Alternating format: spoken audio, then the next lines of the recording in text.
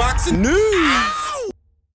Okay, we'll start with this. It would seem that young Vivien Rodriguez is set to return to action this upcoming Saturday on a Sean Boxing Fight Night. Sean Boxing, a promotional outfit that does a lot of shows in the Dominican Republic, where young Vivien is from, and she will be facing Irma Hernandez. This is going to be Vivien's first fight since her shock upset loss to veteran journeywoman Vivien Rodriguez. That took place in the featherweight division, whereas this fight is scheduled for 8 rounds at Super Bantam. It's where Eli Scottney currently reigns as unified champion, where Yemi Mercado holds the WBC, and Mayeli Flores holds the WBA. That seems to be where Vivien is campaigning now. Sporting a professional record of 7 wins with 1 loss, no draws, 3 knockouts, having been knocked out once in 8 professional bouts. A talented youngster that was taken by surprise by a seasoned veteran who could punch. Catfit. So she's moving down now,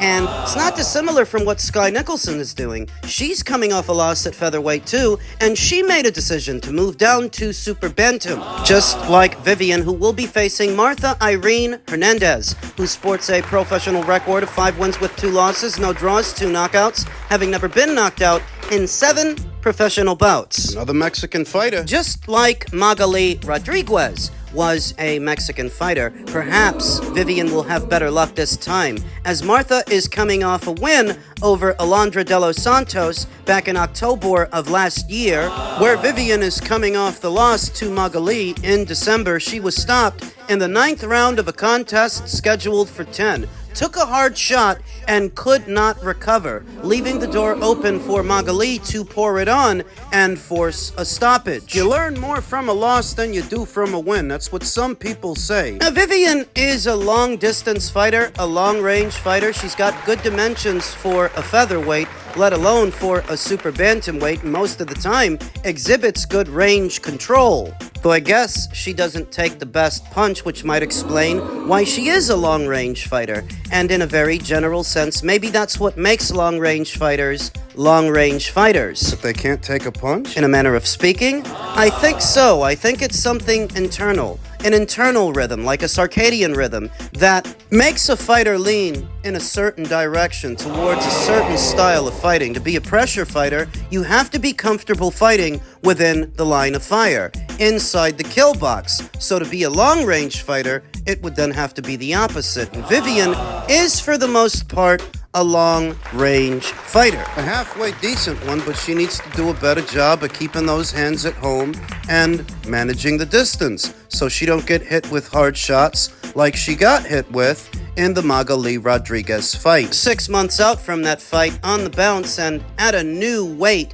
the feeling must be that if they move her down while she's young, that'll give her a chance to amass experience safely against smaller women than the women at featherweight. Less chance of Vivien getting stopped again if the women are relatively smaller. And Vivien is still very young. It is still very early in her career. She only really has 8 professional fights, and she can rebuild. She's not close to fighting for an alphabet title now, but that could happen for her down the line. Currently, Eli Scottney is very close to becoming this division's undisputed champion, and that may only take 2 fights, at which point, if she achieves that goal, I imagine she would then move up and move on, vacating all the titles she won, leaving them available for a fighter like Vivien and Skye Nicholson to then fight for. The landscape at 122 could change by year's end, and young Vivien Rodriguez could be the beneficiary of that. All she has to do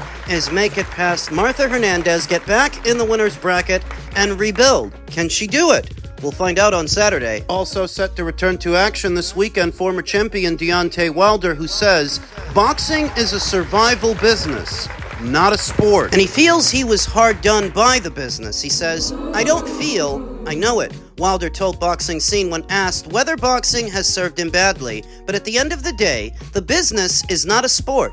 I don't even like when people call it a sport. Why do you call it a sport? Tell me. Why would people call this a sport? This is a business. What makes this a sport first and foremost? It's just because men get together and they have sportsmanship inside of a business. It doesn't make it a sport. Just go even deeper with what sports actually provide for their athletes. So you're calling us athletes? If it's a sport, then you've got to be an athlete. In boxing, you think we're athletes? Yeah, we could be. But as sports are concerned, as I'm concerned with sports, boxing don't have nothing nowhere near where actual sports provide for their athletes. In boxing, it's a brutal business. It's all about yourself. Wilder knows and has experienced it in his fights. But when the going gets tough, nobody's going to be taking the punches for him. No one is going to feel his pain, and no one else but him is going to be able to serve up a fight-ending Hail Mary knockout. He last fought when he was stopped by Zhilei Chang in Saudi Arabia, stopped in the kind of violent fashion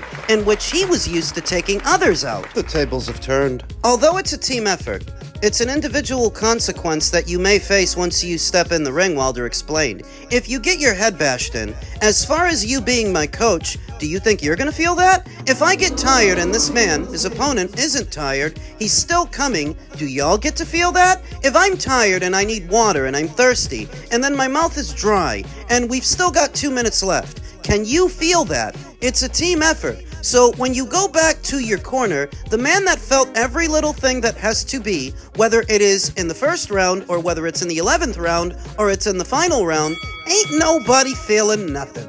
Not one individual in that arena feels it, but those two men that are facing each other. It's gotta be bittersweet for Deontay Wilder. Boxing got him to this point. It gave him everything he has, but he still sounds bitter. He still sounds like a man who feels he's been hard done. It is the business and structure of boxing that is one of Deontay Wilder's main gripes. Although he has made multi-million-dollar paydays and has earned generational wealth, he still feels boxing needs to do more to provide for those who've not been so fortunate. Many other sports, of course, have centralized governing bodies with unions, pension funds, and other benefits. The waters of boxing are considerably choppier and shark-infested. He's not wrong. It does feel like other sports take better care of their participants than boxing does. But what's one of the main rules in boxing? One of the main things they tell you? Protect yourself at all times. It's not just inside of the ring. That's outside of it too. You're making multi-million-dollar paydays. You better invest that money in something and make that money work for you, because there's gonna come a time where you don't generate it anymore. Not from boxing. Wilder continued. After the benefits that other athletes get outside of their business, even in this side, let's go as simple as insurance for a fighter, or insurance for athletes, Wilder continued. Other athletes in other sports, they are covered 100%. And even if you go deeper, they allow some of their girlfriends to get the insurance to benefit off of the athlete's insurance. Not in boxing. You've got to have your own. Don't you know that? You've got to at least have a life policy. You've got to have your own insurance in here, because you don't even know if the promoter will really pay for the damn insurance. Although they need $1 million to put on a fight, but that don't mean that your bills are going to be paid. I've been there. I've done it, man. You know what I'm saying? I'm like a veteran, so this is not a sport to me at all. This is strictly business. From the time we train to get out of a mindset to be able to hurt another man that's trying to hurt him, to the mindset of getting my mind ready so I can be able to breathe, my breathing exercises, my fundamentals of being able to defend myself, to go at an offensive state when it's time. And this is what we call staying alive, survival. This is a survival business, baby. One punch. That's it. We've seen it many times. I don't think no sport is like this. If you want to consider it a sport. Although Wilder is full of vitriol at the business of boxing, he says he's not angry because he knows the game and how it works. Says he's not angry. You could have fooled me. You gotta make sure you keep yourself around people that you can trust, Wilder said, and sometimes that can go wrong, because in this business, it's the green-eyed monster, and with the green-eyed monster really has no loyalty to anyone, because everybody's trying to get paid. Wilder worked with PBC for years, and most recently was on Riyadh season shows. He's more than happy to work with both entities again, and yet, His next fight doesn't require him to work with either. It's being promoted by the Global Combat Collective. Those are the people that promoted Alicia Baumgartner's fight with Delphine Passoon, a little-known entity with no major broadcast deal. If he's happy to work with either the PBC or Riyadh season again, then why isn't he? Of course, he said. I've got a great relationship with the Saudis. I mean, they're stand-up guys, in my eyes. I haven't seen differently. And with the PBC the same way. I still got a lot of love for PBC and a lot of other networks. I don't have no issues at all with any other networks that you see me on, or you wouldn't see me on them. But there are others, Wilder claims, who have taken advantage of him. He says he's unburdened himself from the leeches who were around him. I've got proof of a lot of shit. You know what I mean? A lot of shit. I'm cutting all of my burdens loose from me.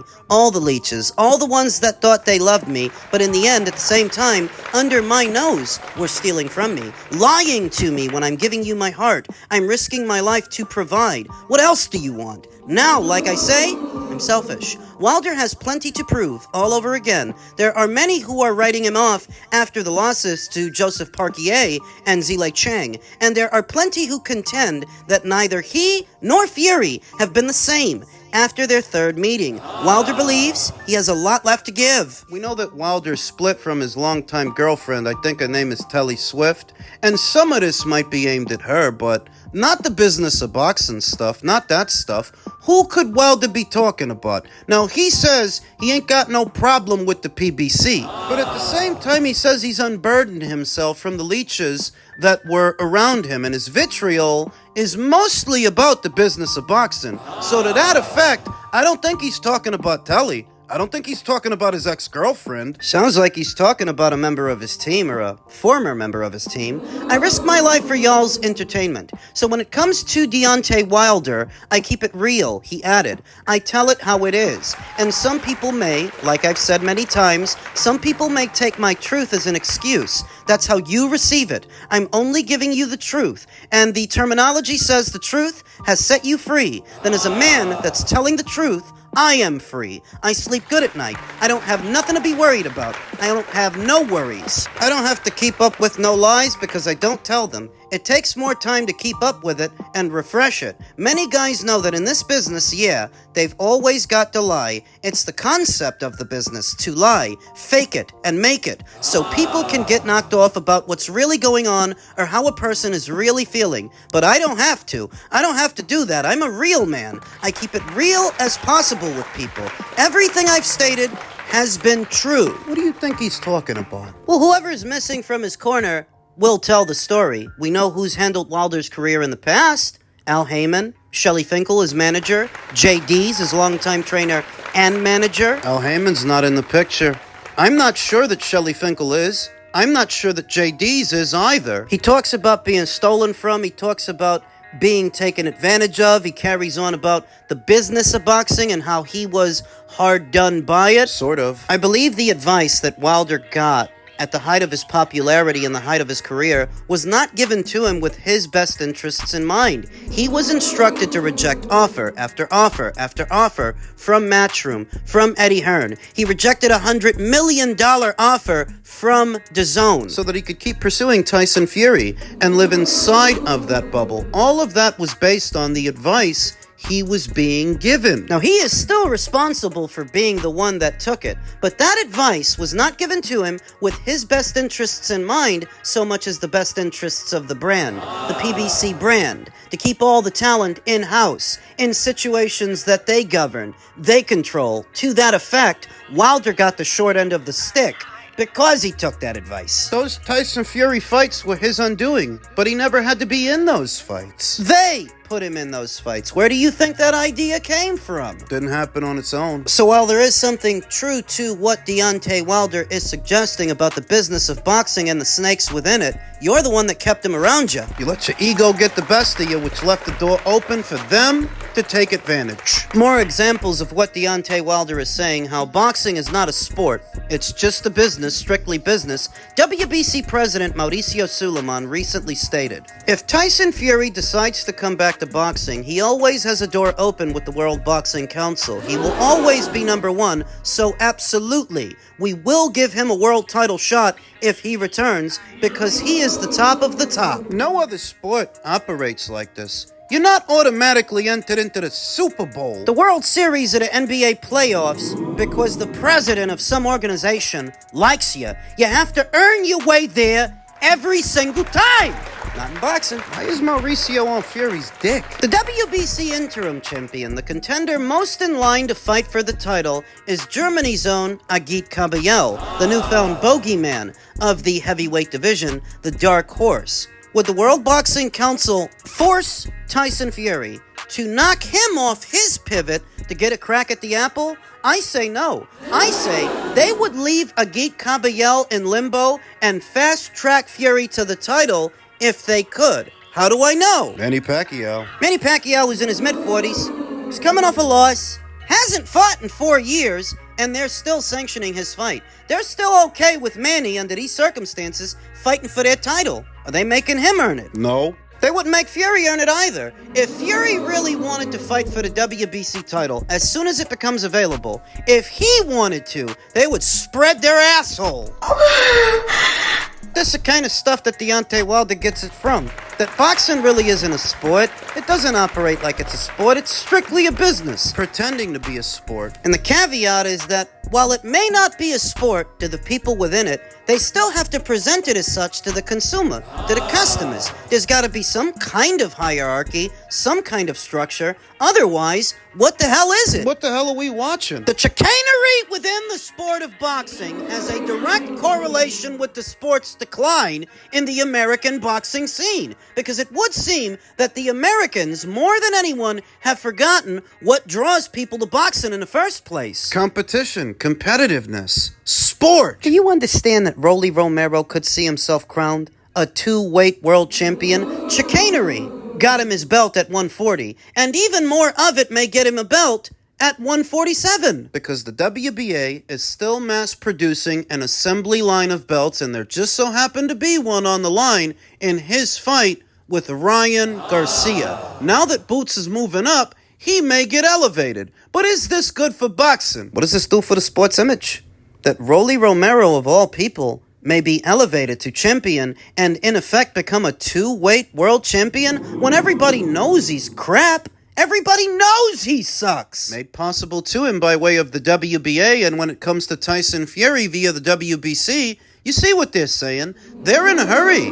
They're in a rush to put a title back in his hands. The only saving grace is that Tyson doesn't really seem to want one. He never cared for belts. Then why do they want him to hold theirs? The money that he stands to make should he return. The money that he could generate with an Anthony Joshua showdown. They want to crash that party. So to do that, they're willing to give Fury a belt. Who do you think would bring them bigger sanctioning fees? Elevating Agit Kabayel to full champion when the time comes, or handing a belt to Tyson Fury? What gets them more money? You know the answer. And this is what Deontay Wilder's talking about. I can't disagree with him. That most of the time, boxing doesn't actually operate like a sport. It pretends to be a sport when it's more a business. It's a cliche, but it's true.